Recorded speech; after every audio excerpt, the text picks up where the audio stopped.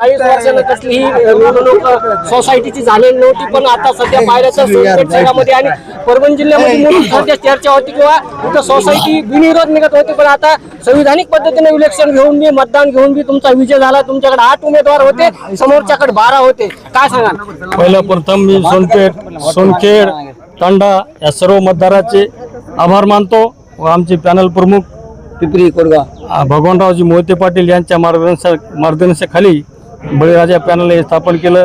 त्या माध्यमातून आम्ही नवशिके म्हणायला काही हरकत नाही. सगळे नवीन टीम आम्ही समोरच्याला प्रस्थापितला झुंज दिली आणि आम्ही एकच ध्येय समोर ठेवला की जनतेला म्हणलं बाबा आम्हाला एक संधी द्या.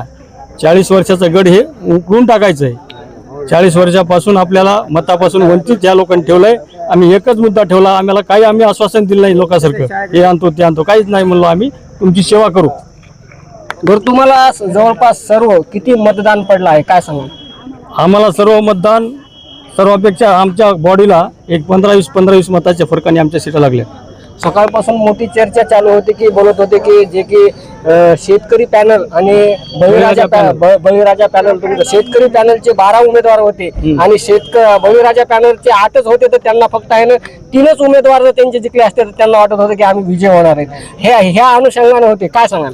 त्या शेतकरी पॅनलचे उमेदवार इकडे इतके सक्षम होते, बुद्धिमान होते, सगळे सुशिक्षित होते. आमच्या इकडे अडाणी समाज होता, गरीब शेतकरी होते.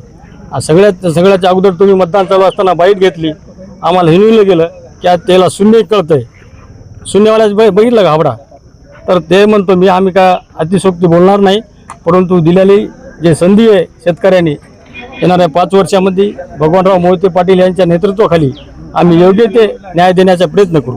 बरं, शेतकऱ्यासमोर तुमचं काय आव्हान असणार आहे काय सांगायचं? आम्ही शेतकऱ्यासमोर आता लागलीचे 15 दिवसात पेरणीचे दिवस आहेत. त्यासाठी आम्ही एक आमच्या नेत्याला सांगून आता आमचा बॉडी ठराव घेऊन आमचा अध्यक्ष निवडला गेला. त्याच्यानंतर चेअरमन निवडला गेल्यानंतर आम्ही लगेच ठराव घेऊन एक असा जम्मू डिमांड करणार आहे जेणेकरून गरीब शेतकऱ्याला सुखाने पेरणी करण्यात यावी. पाहू शकता सोनपेठ शहरातील गेल्या सोनखेड सोसायटीची चर्चा रंगाला आली होती की गेल्या 40 वर्षापासून ते 43 वर्षापासून ह्या सोसायटीचं कसल्याही प्रकारे इलेक्शन आणि मतदान झालं नव्हतं. आतापर्यंत प्रत्येकाची बिनविरोध निवड केली जात होती. पण आता वेगळ्याच प्रकारे पाहू शकता की एका बाजूला शेतकरी पॅनल असेल तर शेतकरी पॅनलचे 12 सदस्य होते. बळीराजा पॅनल जे होतं तर ते बळीराजा पॅनलचे 8 सदस्य होते. तर बळीराजा पॅनल हे विजय झालेला आपल्याला पाहायला मिळत आहे. आता पुढची रूपरेषा पाहूया.